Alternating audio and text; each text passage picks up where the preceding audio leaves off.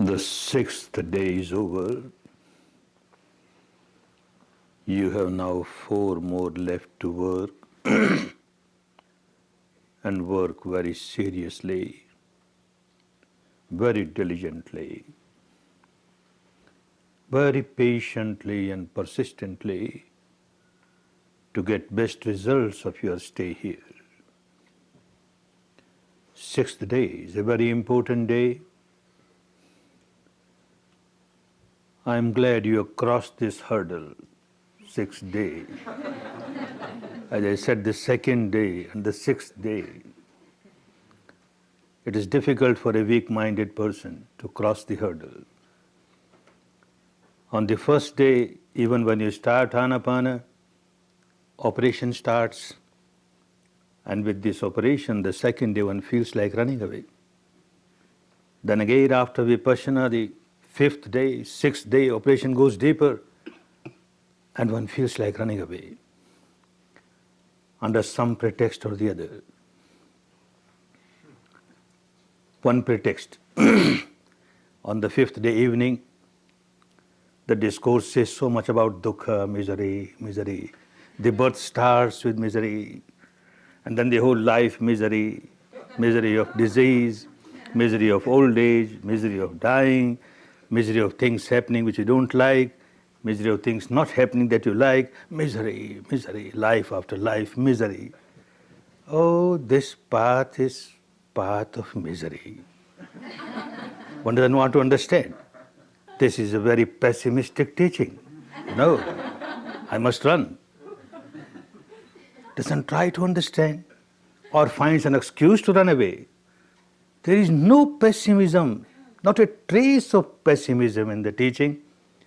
If the teaching said that you have to suffer, there is misery, there is no way out, then yes, pessimism. But the teaching says there is a way out. You can come out of all your miseries, and you can reach the stage where you are totally free from misery. Enjoy real peace, real harmony, full of optimism, full of optimism. Back home in India, there is a story in our country.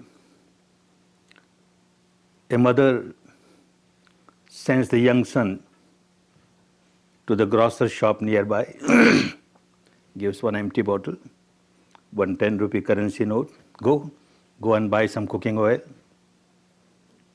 The boy goes, purchases oil, the oil bottle is filled with oil.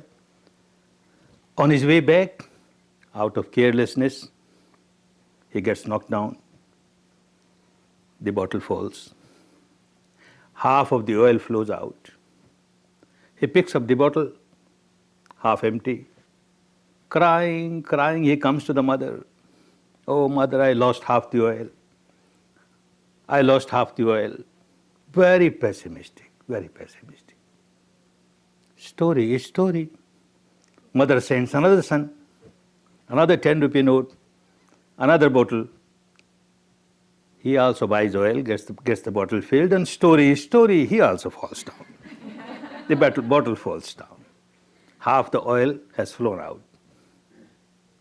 This boy picks up the bottle, very happy, smiling, and goes to the mother, look, I saved half the oil. I saved half the oil. I fell down, the bottle fell down, the bottle would have broken, all the oil would have gone away. Look, half the oil is saved. Both have reached in the same situation, half bottle full, half empty. One is crying for the empty one, very pessimistic. Other is happy with the filled one, at least half is full, very happy, optimistic. Story is story. Mother sends the third son. And story is story, he also falls down, half the oil is out. He picks up the bottle, like the second boy, he comes smiling, I saved half the bottle, I saved half oil. But this boy is a Vipassana boy. Not only optimistic, he's realistic also. I have lost half the oil. This is truth. My bottle is half empty. And not only realistic, he's a workist, like Vipassana. Now I must work. He says, I go out and work hard, and by this evening I will earn 5 rupees and get this bottle filled. So Dhamma is not merely optimism, it is also realism, it is also workism. So each individual has to work, always remaining optimistic. No pessimism, not a trace of pessimism in Dhamma. All optimism, optimism. You got a path now to come out of misery. Misery is there. You have to accept that. Half bottle is empty. You have to accept that. How to fill it? The misery is there. Accept that misery. And the way is there to come out of misery. Make use of that. This is what you started doing. You are realizing the truth. It is not merely an intellectual exercise, not an emotional or devotional acceptance of the truth of misery and the way out of misery. You are experiencing. When you are working with the sensation, you are living. Living wisdom is there. The truth is there, which you are experiencing. It is not the wisdom of somebody else, not a borrowed wisdom. Your own wisdom with direct experience. The whole process of observing the sensation makes you understand. Because you started giving importance to the truth within the framework of the body and the truth at the experiential level. Otherwise, whole life, all importance was given to object outside, object outside. You are craving, even though you know you are craving. But you are craving for object outside. And that object has become so predominant for you, it keeps on overpowering you, you forget that you are craving. And you also forget that by craving, you lost the balance of your mind. And you become very miserable. And you also don't understand that you have become an addict to this craving. A natural requirement, you are thirsty, you want water, nothing wrong. You work hard to get water, quench your thirst. You tried, you didn't get water, you smile. All right, I try again. You didn't get, I try again. You don't lose the balance of your mind. But when you start craving water, oh, still not water, what will happen to me? I may die, water, water. You lost the balance of your mind. You become so miserable. One is not observing all that inside. Water is not that important. You are craving. Even craving is not that important. Craving brings misery. The moment you start craving something, that means you are wanting something which is not there. You are not contented, you are not satisfied with whatever is. You want something which is not. Which is not is which is not. And you become very miserable because of that. You keep on realizing this. Look, I am becoming miserable. I am becoming miserable. Then there is a way to come out of it. You don't know anything. You just get overpowered by this misery of craving, and then you don't know how you become addicted to this craving. This becomes worse. One becomes addicted to craving. When you start observing sensations, a stage will come, sooner, maybe later in some cases, where you start understanding that you are actually not craving for this object or that object. You are craving for a particular sensation. When you crave for anything, a sensation arises. And when that craving is fulfilled, there is no more sensation. And you want that sensation again. So you have to crave for something else. Once your craving is fulfilled, the object is attained, it becomes stale and you want something else. That is attained, again it becomes stale, you want something else. You have become addicted to this craving. Say somebody is living in a one-bedroom cottage, quite happy. Suddenly it comes to his mind, what one-bedroom cottage? I must have at least a big house with 3 bedrooms. All right. Had a house with 3 bedrooms. Then it must be well furnished. This furniture, that furniture. Well furnished, all right, well furnished. Then that becomes stale. Then I must have this apparatus, that apparatus, a TV and a color TV and VCR and a Japanese deck or a washing machine or cleaning machine or this machine or that machine. The entire house is full of all these things, no space even to breathe. and yet no satisfaction. Craving, craving. My car. Oh, this ordinary car, a tin pot. I must have that model. How about having a Toyota? And then Toyota comes, oh no, I must have BWM. And then no, I must have Mercedes Benz. Oh no, I must have Rolls Royce. Oh no. And then not Rolls Royce of this model or that model. Then latest model, not just one, two, a fleet of Rolls Royce. Still not contented. I must have my own helicopter. People have their helicopters. I must have a helicopter. All right, helicopter has come. Then I must have my aeroplane, my own aeroplane. Aeroplane has come. Now I want a spacecraft. I must go to the moon. A spacecraft to take me to the moon. Oh, that also is stale. I must have a spacecraft to go to the Mars, to this planet, to that planet. Not that, to this galaxy, that galaxy. Oh, sky is the limit. Even sky is not the limit. No limit. It is a bottomless bucket, you can't fill it. Because you started getting addicted to craving. You are not craving for an object. You are craving for the sake of craving. That makes the situation worse, and this is what happens. As you proceed on the path, it will become so clear. When we say somebody is addicted to alcohol or somebody is addicted to drugs, no, it's wrong. At the surface level, apparent level, it seems to be so. Actually, one is addicted to the sensation. By taking alcohol, one feels a kind of sensation and one wants that sensation again and again. So one has to take alcohol again and again. One has to take drug again and again. The sensation is so important. This was the discovery of Buddha. Unless you start learning how to observe your sensation, you cannot come out of any addiction. Addiction of alcohol, addiction of drug is nothing compared to your addiction of craving, compared to your addiction of aversion. So many impurities of the mind. You are addicted to all those impurities and you keep on repeating them because you are addicted to a particular type of sensation.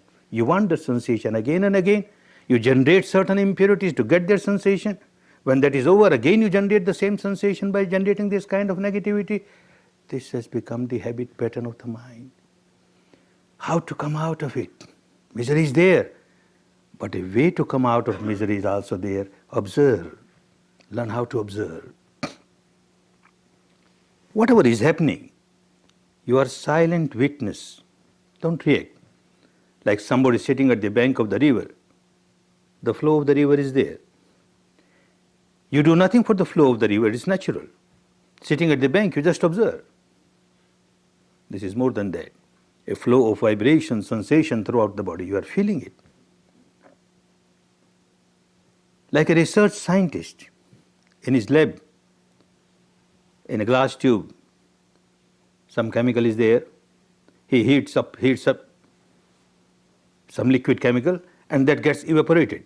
Volatile matter gets evaporated and that moves in some other tube, gets condensed, comes out as liquid. He is just observing. Just observing. When it gets evaporated, he doesn't start crying, oh, where my chemical went away. When it comes back again as a liquid form, he doesn't start dancing. He just understands. But all that understanding of a scientist is only at the intellectual level. He is not experiencing. Here you are experiencing the entire physical structure. What is this? How it is working? The mental structure, the combination of the two, the interaction of the two, how one is influencing the other, how one gets influenced by the other, how the mind gets originated because of matter, how the matter gets originated because of the mind. At times it looks as if matter is changing into mind. At times it looks as if the mind is changing into matter. All that one is experiencing, and that makes so much difference. Then the wisdom that you get by this experience is your own wisdom. Not because Buddha said so, not because your teacher says so, not because any scripture says so. The material structure made of subatomic particles, tiny little kalapas. The entire universe made of tiny little kalapas. 4 basic elements: earth, water, fire, air, and 4 characteristics, each of them. The entire universe is like that. Entire material universe is like that.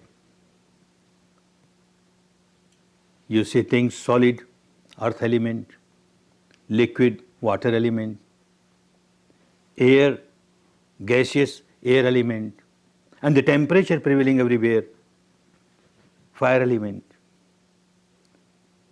The snow, solid, turns into water, gets evaporated as gas, and there is temperature in all the 3 cases. Similarly, in our body also, bones, etc., so solid, earth element, blood, etc., water element, gases, etc., air element, and the temperature prevailing, fire element. But that is not that's not the deeper level of the reality. The characteristic of each element, which you experience at the sensation level, this is more important. When you talk of earth element, not that you look for a particle of dust in this element, nothing doing. Water element, you don't look for a drop of water in it, nothing doing. What is the sensation that you feel because of that? Earth element, the entire field of weight from the heaviest sensation, feeling, to the lightest is the characteristic of the earth element. Like pulverized cement dust, light, it becomes solidified, becomes heavy. When it is solidified, it's rough. When it is pulverized, it is fine, soft. You get sensations like that. Heavy, solidified sensation of one type, very rough, that gets dissolved, and then you have soft, same earth element, but very soft. All the field of weight is the characteristic of the earth element. Similarly, the entire field of movement, from the little movement to very big movement, is the element of air. The entire field of temperature, from the coldest to the hottest, is the field of fire element. And the water element, binding nature, cohesiveness, the entire structure is within your boundary, it's bound up. This is water element. This is what you experience. All the sensations that you have been experiencing till now, and all the experiences that you will experience in future, you have only these 4 elements manifesting with this sensation or that sensation. At times, masses of subatomic particles will arise with the predominance of earth element, or with the predominance of water element, or with the predominance of air element, or with the predominance of fire element. That's all, these 4 elements are there. A good meditator will not get affected. Oh, now masses of kalapas have arisen with earth element, predominance of earth element. Let me see how long they last. Fire element, let me see how long they last. Water element, let me see how long they last. Air element, let me see how long they last. But does not react, one just observes. And these sensations, which are manifestation of different elements, they arise, sooner or later pass away. They arise, sooner or later they pass away. It becomes clearer, clearer, like a scientist. You are exploring the truth, the nature of these kalapas. And you are also exploring the truth of your mind, how the mind gets influenced. How you understand how these kalapas get originated, how they multiply, how the mind gets influenced by them, and how you react and the reaction gets multiplied. All that phenomena becomes so clear, so clear. These kalapas, subatomic particles, how they arise, how they get originated. 4 kinds of food you give to them. 2 material food and 2 mental food. Material input and mental input are responsible for the generation of different types of kalapas in your body, and that you will start experiencing as you proceed on the path. It will become clearer and clearer. The material food, the food that you take once, twice or three times during the day, what type of material food you have taken, that type of kalapas will start arising with the predominance of this element or that element. For example, as you proceed on the path and you become more and more sensitive to your sensations, it will become very clear. Say one day you have taken real hot food, Indian hot food, lot of chilies, and then you sit for meditation after some time, and you get a burning sensation here and a burning sensation here. The fire element, you are given that input, and the fire element, the atoms are arising with the predominance of fire element. You have taken very stale food or very greasy food, and you sit for meditation. Earth element, you feel so heavy here. So what type of food you are taking? You take healthy food, your body becomes healthy. You take unhealthy food, your body becomes unhealthy. Law of nature. Second input, the material input of the atmosphere around you. Every moment, the body keeps on sucking the material atmosphere around. One lives in a cold country, cold climate, one type of body. Lives in hot country, hot climate, another type of body. This kind of kalapas get generated because of the atmosphere around. Two other input, mental inputs. The present mind, at this moment, my mind is generating this particular sankhara.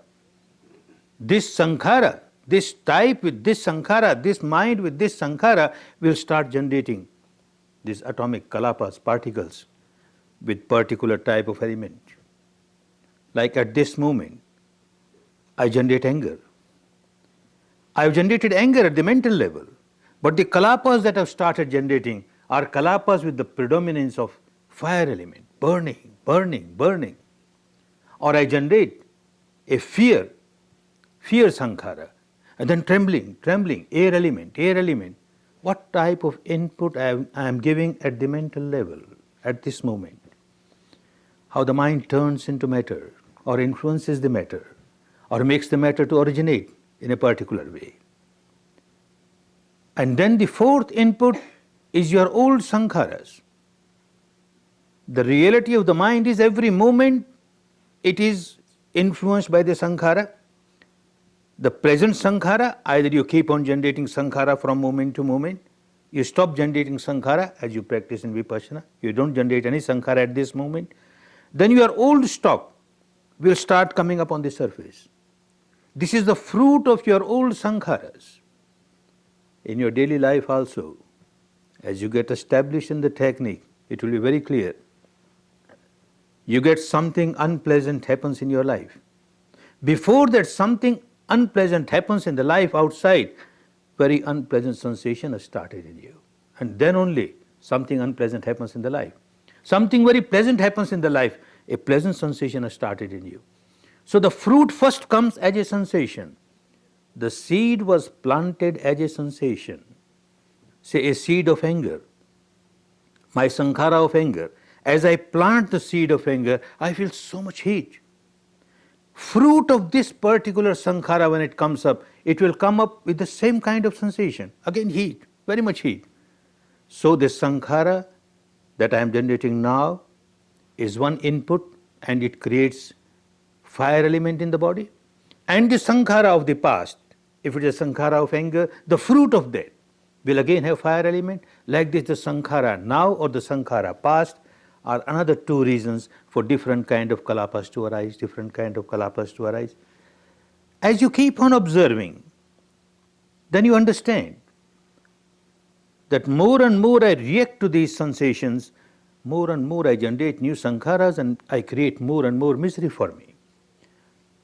And if I stop generating new sankharas, then the old ones come on the surface, they create a sensation, and again I smile at the sensation. This is also impermanent. Let me see how long it lasts. Let me see how long it lasts. It passes away.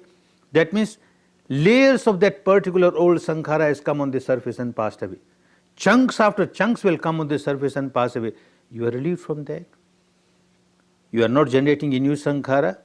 You are getting liberated from your old stock of the sankharas, and the process is such. It will take you to the stage. Everyone who keeps on working properly, of course it takes time. Not that one becomes perfect by taking a 10-day course, but by 10-day course one understands this is how I have to work, and one keeps on working, ultimately one reaches a stage where there is no more past sankharas left, and you don't generate a new sankhara. And this is what is called Khinang Puranang Navanganatti Sambhavang. Khinang Puranang. All the old stock is eradicated now. And no new sankhara can be generated. One is a liberated person. And this happens by one's own practice. No one else can do that for you. The sankharas that is accumulated is accumulation of your own. You have accumulated them. You are responsible for that. Your ignorance is responsible for that. Slowly you are coming out of that ignorance. You are developing your wisdom, living wisdom at the experiential level, and you see how the old stock is getting eradicated. You are coming nearer and nearer to the final goal. Each individual has to work. No one else can do anything for you, can only just show the path.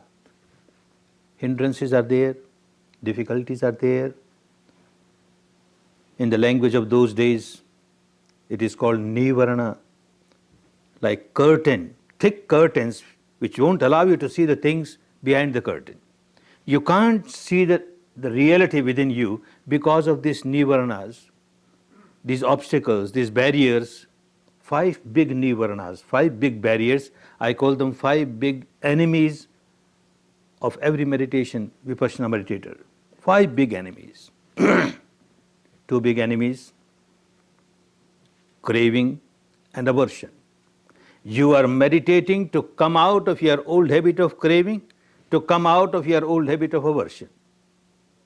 And ignorantly, you are meditating and multiplying your craving. You are meditating and multiplying your aversion.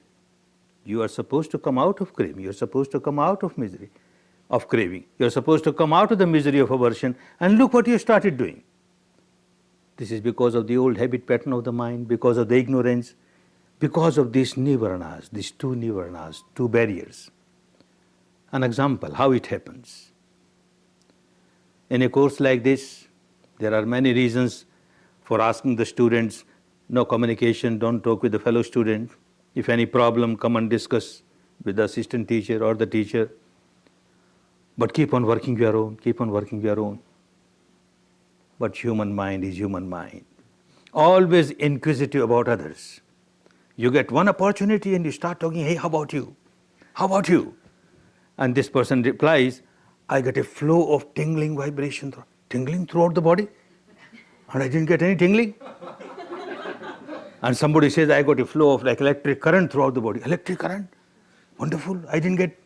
And when you sit for meditation now, I want tingling sensation. I want electric current or no electric current for me. No tingling sensation for me. And you keep craving.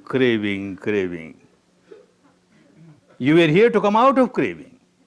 And in the name of meditation, in the name of Vipassana, you started craving. Craving is craving. Misery. Even if you crave for the final goal, liberation, nirvana. I want nibbana. You are running in the opposite direction of nibbana. Nibbana is a stage free from craving, and you are multiplying your craving. How can you reach the stage of free from craving? By generating craving? Not possible. So whenever you find this enemy is overpowering you, come out of it as quickly as possible. Don't allow it. Whatever comes up at this moment, this sensation or that sensation, even no sensation, doesn't matter. You accept the reality of this moment as it is. What is not there, you want that. Then again, the same old habit pattern. What is not there, you want that. And that becomes craving. And you start having attachment to this craving. It becomes a big misery for you. Similarly, aversion. An example, you are made to sit for 1 hour, adhiktan. You can't open your eyes, can't open your legs, you can't open your hands. You somehow manage half an hour, you manage 45 minutes. After that, Then the torture starts. Then again the same human mind, inquisitiveness about others. You are not supposed to open your eyes. And still you open a little bit of eye. What is happening to others? Is this pain? I am only suffering with pain, or everybody is suffering with pain? You are so curious about others. And you notice at that time everybody is sitting like a statue of Buddha. That means they have got no pain. Only I have got pain. My pain has not gone away. Everybody's pain has gone away. Oh, this pain, then your aversion becomes multiplied. Aversion towards this pain. My teacher keeps on saying everything is anicca, anicca, impermanent, impermanent. Maybe true, but this pain is permanent. This is not impermanent. Look, how many times I told you are anicca, and still it is not going. This is permanent. This is permanent. Aversion, aversion, aversion. The enemy has overpowered you. You are multiplying aversion. You are here to come out of aversion, and you started multiplying the aversion. Another two big enemies. Understand, all these enemies, they are defilements, mental defilements, which came in your body, in your mind, as guests, and then they became owner of the house. They don't want to go out. And when you practice Vipassana, they can't stay, they have to go out. Like you switch on, light comes and the darkness has to go. You won't have to tell darkness, oh, you go away now. Now there is light. When you practice Vipassana, these defilements have to go, and they don't want to go. So they give a kick from within. Stop Vipassana. This is not good for me. I don't want to go. You stop Vipassana. Two kinds of kicks are given from within. One big kick is that it will make you so drowsy. You had a sound sleep, all right. You sit for meditation, you feel so drowsy, so drowsy. A very big enemy is overpowering you. Fight it out. Have hard breathings. If that doesn't work, and if it is not that 1 hour sitting, stand up and meditate with hard breathing. That doesn't work. Get out, walk 5 minutes or 10 minutes, observe your sensation or respiration, come and sit. Keep on fighting this enemy. Otherwise, this enemy overpowers you, you can't meditate. Another kick from within. Either this kick will make you very much drowsy, or it will make you very much agitated. You feel like doing a little bit of this, feel like doing a little bit of this, little bit of this, little bit of this, but no meditation. You are in 1 hour sitting adhikta, and a kick from within. You have taken whole of your body outside, and then you realize, oh, I was in adhikta, how I came here. A kick from within won't allow you to practice properly. This enemy, dangerous enemy. Another enemy, fifth enemy. Doubt, doubt. All kinds of doubt come in the mind. What is this technique? What sort of technique is this? Observe respiration, observe respiration. Even when I was not observing respiration, it was there all the time. What I gain by observing respiration? Now observing the heat, observing the perspiration, what I am doing? Have I gone crazy? What kind of meditation? And this doubt will not allow you to work. Another doubt at times, another doubt comes about your teacher. What teacher? I was expecting a great guru from India with capital G. What kind of guru? He doesn't have matted long hair, does not have big mustache or beards, even no shaven head, and he has got no bunches of rosaries around his neck, no trademark on his forehead, no paraphernalia of a teacher, no guru. What kind of guru? He doesn't look like freak. He looks like a straight. What guru?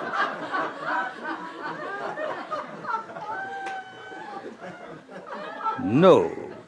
And he's got no supernatural power. He can't fly in the air. He can't take dips in the earth. He and his assistant keep on asking, how about you? They should know what, how about you? Why they ask a student? No supernatural power. Doubt, and you can't work. Third kind of doubts come.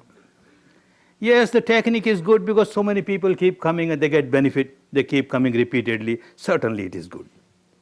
Teacher is also good because so many people listen to him, so perhaps good, all right. I am not good.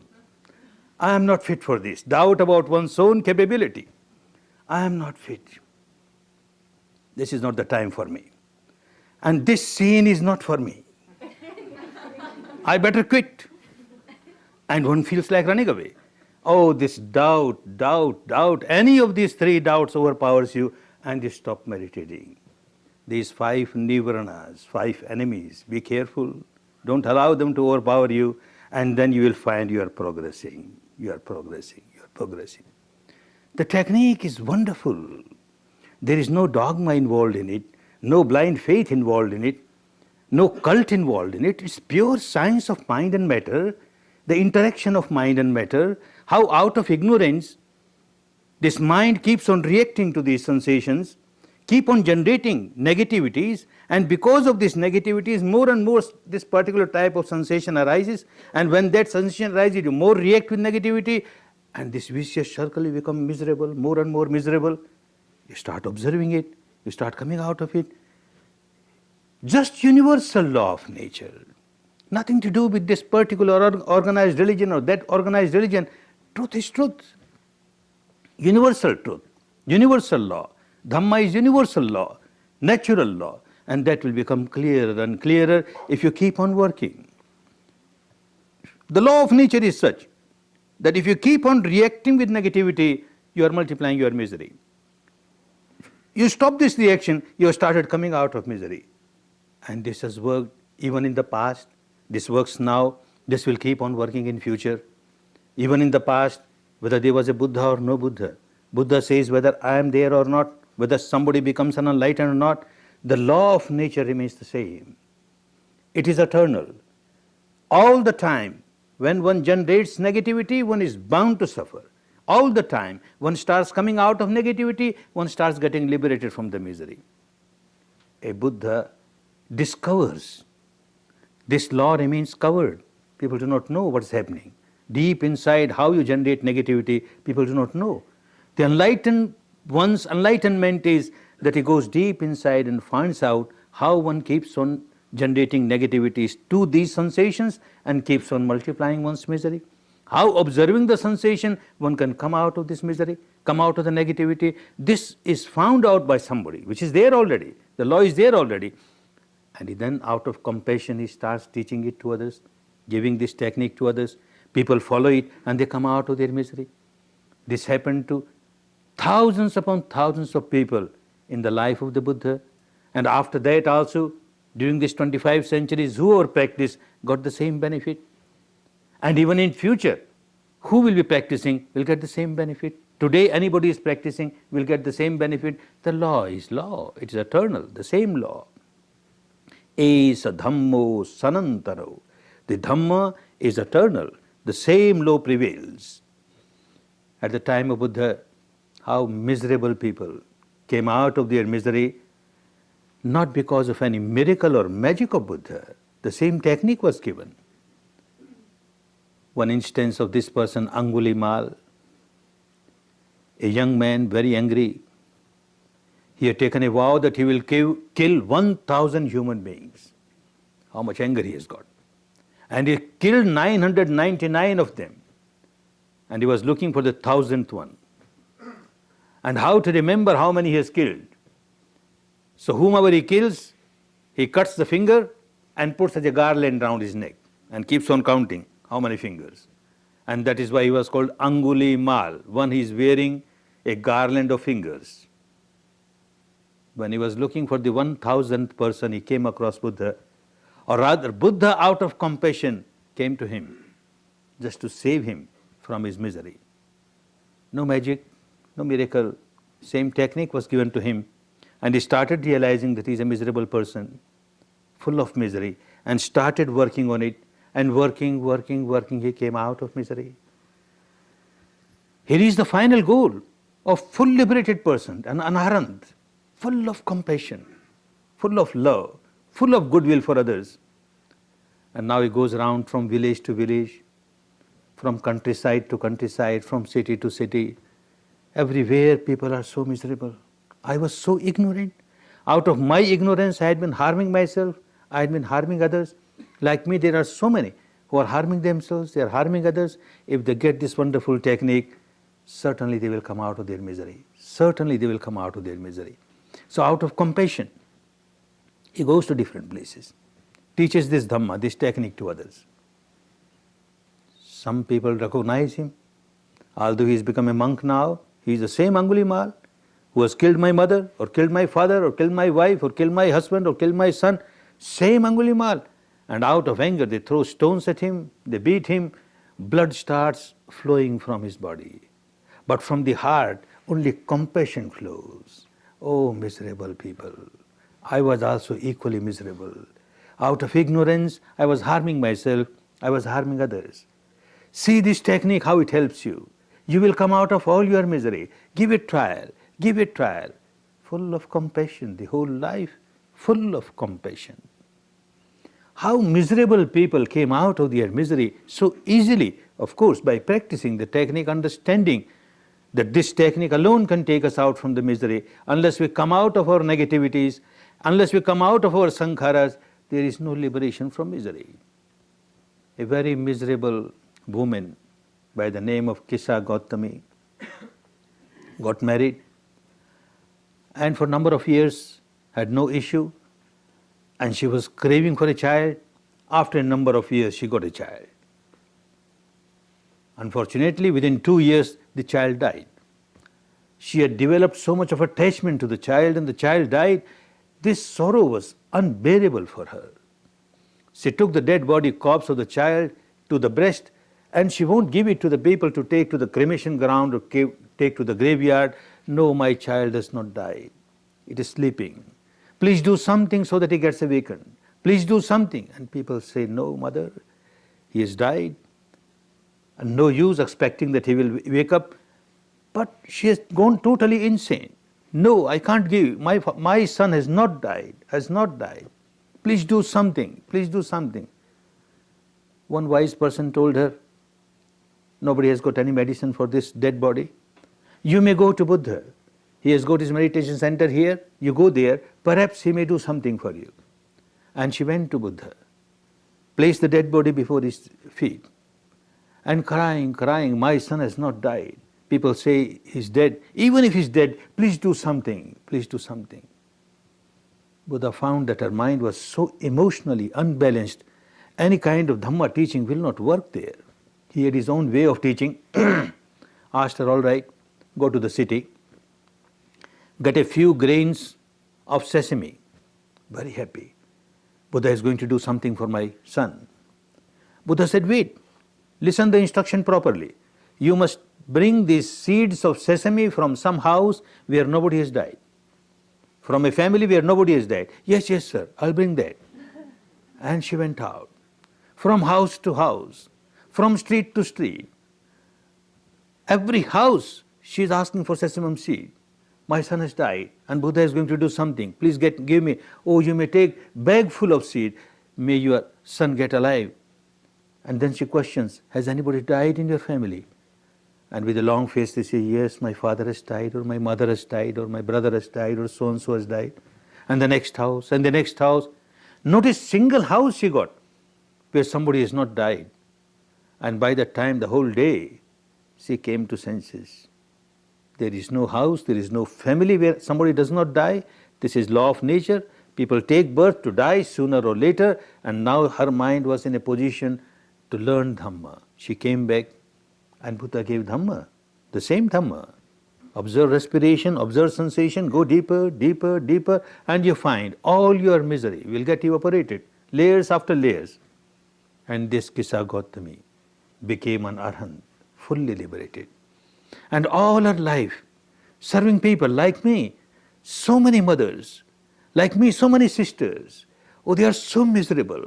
If they get this wonderful Dhamma, they will come out of their misery, out of this compassion, kept on serving people in Dhamma, kept on serving people in Dhamma. Another miserable person like this, daughter of a very rich person, Patachara. She also lost her husband. She had 2 sons, lost both the sons, lost her brother, mother, father. Now nobody was there in the wide world. And she became insane, total insane. Running in the streets of Savatthi, totally naked. And people throwing stones at her, and she won't understand what is happening. Because of some past paramis, some good karmas of the past, she came in contact with Buddha. Buddha was teaching Dhamma to others. and she passed by. And Buddha said, "Come, my child." And she came there. And as she sat down, she got senses even for a few minutes. And she found that she is naked. Somebody threw a cloth over her. And from then onwards, she was called Patachara. Her name was Patachara. Buddha gave Dhamma, the same technique. And working on it, she came out of all her miseries. If Buddha had used some miraculous powers to give life to the son of Kisa Gautami, or give life to the sons of this Patachara, or the husband of Patachara, or the mother, father, brother of Patachara, then Buddha would not have been Buddha. Give Dhamma. This is a temporary relief. Even if somebody gets life again, it's a temporary relief. Misery is there all the time. One starts understanding as one progresses on the path. A time comes, one can remember the past, lives after lives. And Buddha says, you just see, lives after lives, countless lives. How many of your relatives, your dear ones have passed away? They have died. If you just accumulate the bones of all those who have died in the past, and you accumulate, it will be like a huge mountain. And the tears that you have shed with every dear one who has died, if you accumulate all those tears, it will be like a huge ocean. You want to carry on the same thing in future also. Life after life, countless life in future, again rolling in misery. Come out of it. Here is a way. Here is a technique. Enough is enough. You have suffered so much. Come out of it now. Come out of it. And he gives this technique, which is just law of nature. Everybody works on it. Whoever works comes out of it. And it is not necessary also that to work on this technique, one must come out of the householder's life. One should become a monk or a nun. Well, if one becomes a monk or a nun, there are less responsibilities of the worldly's life, and one can work, give full time to this. The work becomes easier. But this is not absolutely essential. Dhamma is for everyone. A recluse, a monk, a nun, or a householder. Householder may have difficulties because of so many responsibilities, but still the path is the same for both. Hardly there were 100,000 monks or nuns with him, and rest of them, millions of them in northern India, practicing Vipassana and coming out of their misery, practicing Vipassana, coming out of their misery. An incident of a very rich person, a multimillionaire of those days, Anath Pendika. He used to give lot of dana, because tradition is such that a householder must give dana. If one does not give dana, then there is more of ego. As a householder, one is not supposed to beg food from others. For a monk it is all right, for a nun it is all right. As a householder, one has to earn money properly, honestly, hard-workingly. But when you start earning money, then the madness comes. I am so smart, I am so intelligent, and that is why I am earning so much money. This ego, one starts living an ego-centered life, a self-centered life, and starts hating everybody else. Oh, these people, ignorant people, they are not intelligent, they are not smart, that's why they are not hard-working, that's why they are not earning. And I look, I am so smart, I am so intelligent, I am so hard-working. This ego comes, which is dangerous. The whole purpose of giving dana was to come out of the ego. And the same dana makes one ego-centered person. One has lost Dhamma, one doesn't know what for I am giving dana. This person was giving lot of dana. This title, Anath Pendika, Anath means orphans, those who are very poor. Pendika, one who gives them food. That was his title, because he was giving so much food to all hungry people. He had branches of his business throughout India and beyond India in different countries. And this was a rule that wherever his office or branch is there, nobody should go hungry there. People should get food. But still he didn't know Dhamma. Came in contact with Buddha, that means came in contact with Dhamma, got Vipassana, practicing, purified the mind, got the first dip of Nibbanic stage, changed person altogether. Now he was a changed person altogether. Now giving donation is not to build ego, is to deflate ego, is to dissolve ego. All this money that has come to me, It is because of my past good karmas it has come to me. It must be used for the good of others. Of course, as a householder, I must make use of it for my own maintenance, for the maintenance of all those who are depending on me, but the rest of it must go for the good of others, for the good of others. And now he understands the good of others, which is the real good of others. I give food to a hungry person. I must give, it's all right. But next day again this person is hungry. I give water to a thirsty person. After some time again he may become thirsty. I give some medicine to a sick person. He may get another disease, or the same disease may come up again. I may give clothes to a naked person. After some time the clothes get torn and again he is naked. I am not helping people to come out of all their miseries.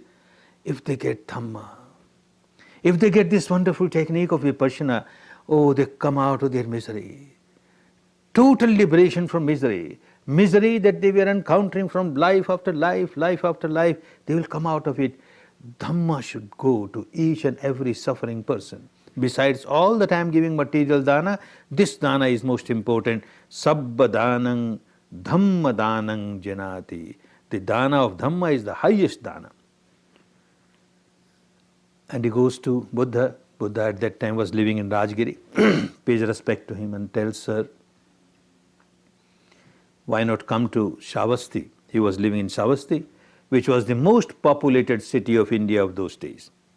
Most populated city, large number of people are miserable, all miserable, rich or poor. If you have a meditation center there, so many people will get benefit, sir. Please do something, come there. Buddha smiled. So he understood that Buddha has agreed.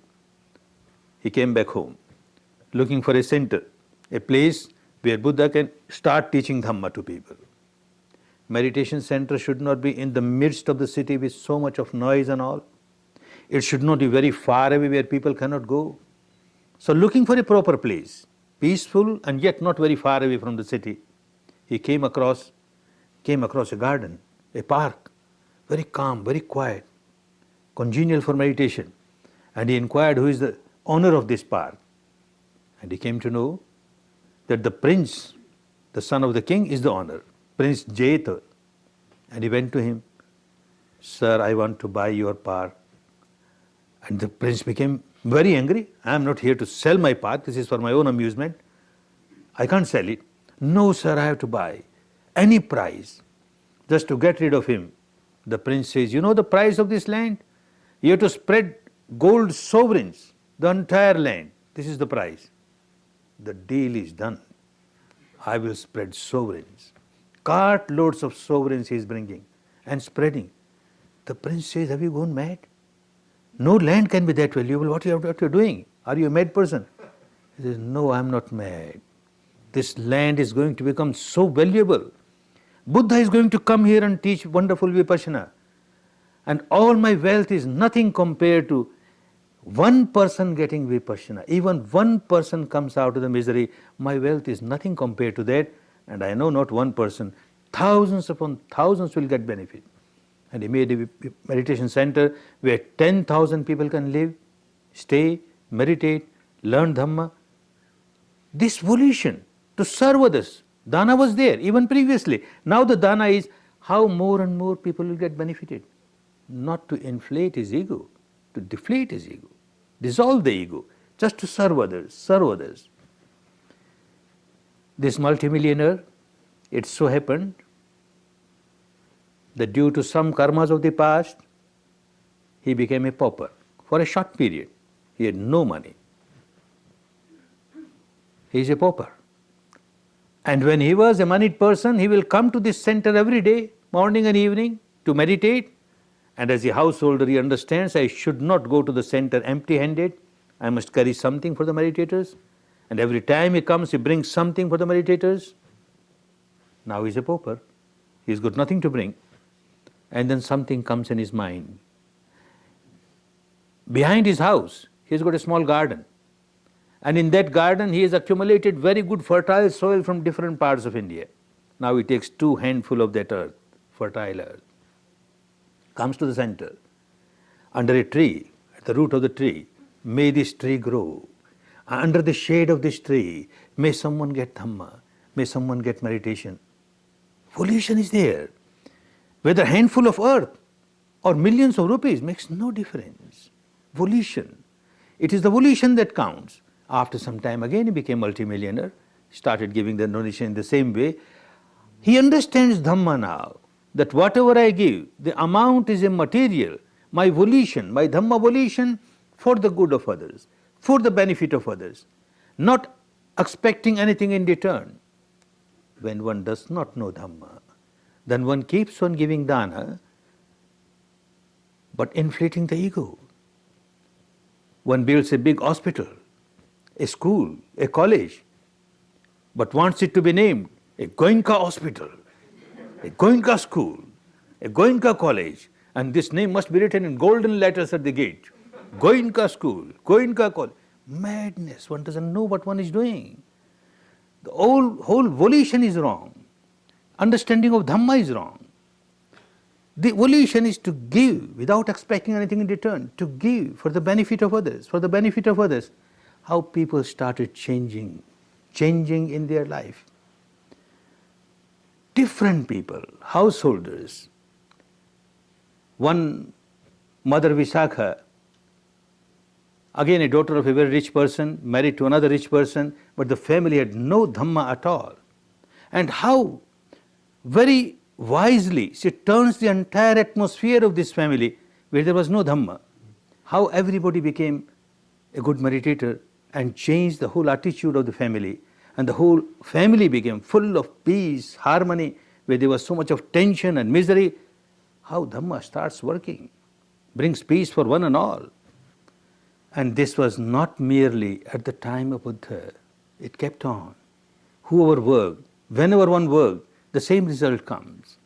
One incident in the life of my teacher Siaji Uba Khin, when Burma became independent,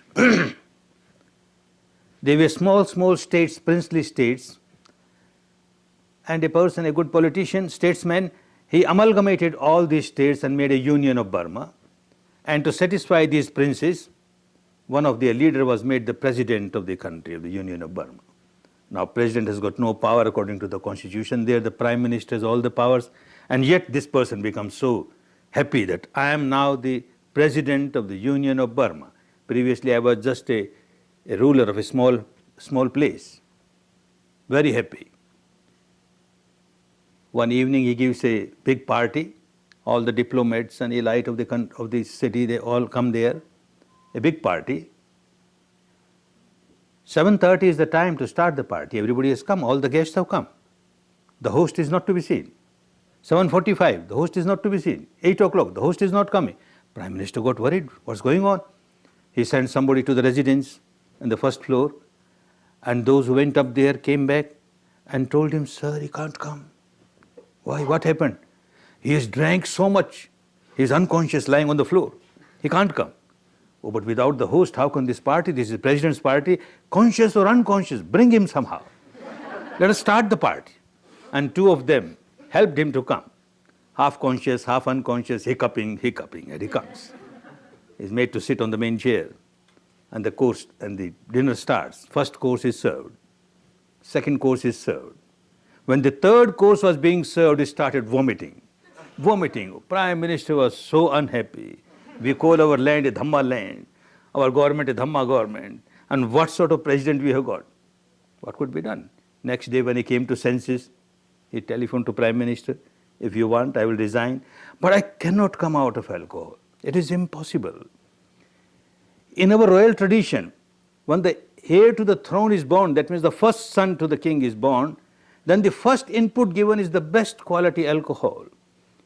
In a silver spoon or a gold spoon. This was my first input, sir. And since then I am taking alcohol. Half of my blood has become alcohol. I can't come out of alcohol. Now this person, fortunate because of some good parmi of the past, one day he passes in front of the teacher's Siaji Uba Khin center, just out of inquisitiveness enters there. And that was the day, the 10th day, the last day, and he sees everybody's face blooming. But the operation is over now.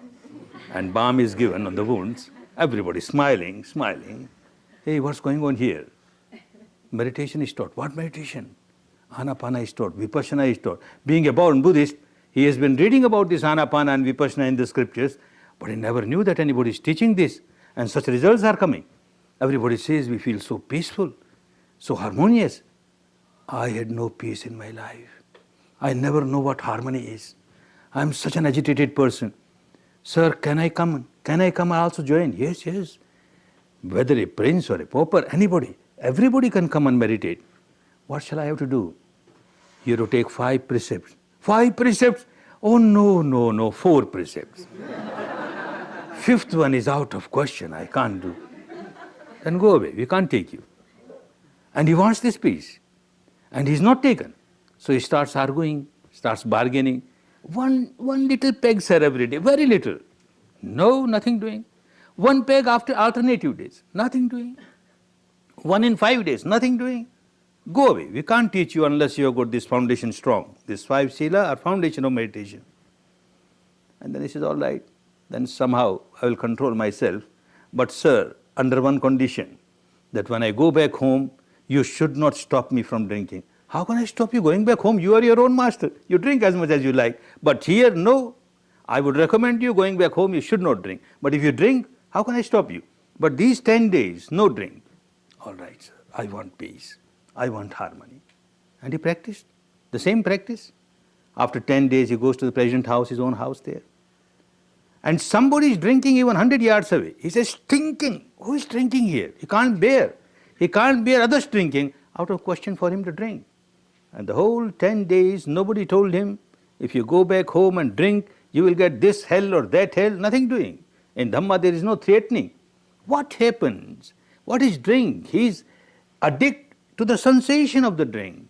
And when he learned how to observe the sensation, all the sankharas of the alcohol had gone away. The addiction of alcohol was gone away. How can he drink now?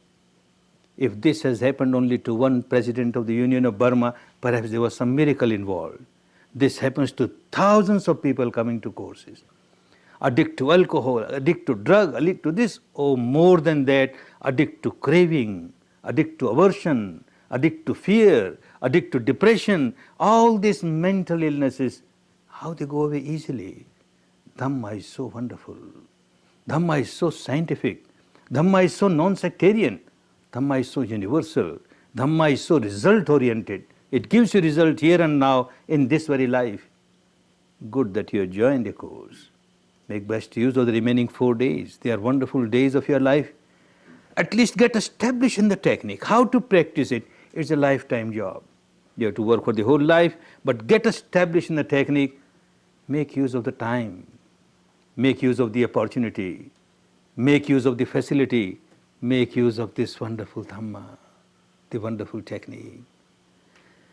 To come out of the bondage of all the cravings, aversions, illusions, delusions. To enjoy real peace, real harmony, real happiness. May all of you enjoy real peace, real harmony, real happiness. Bhavat Sarva Mangalam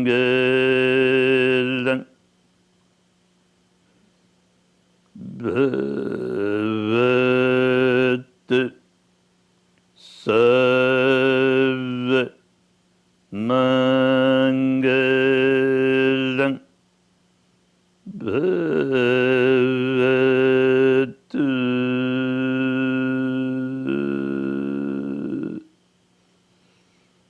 Sarva Mangalam.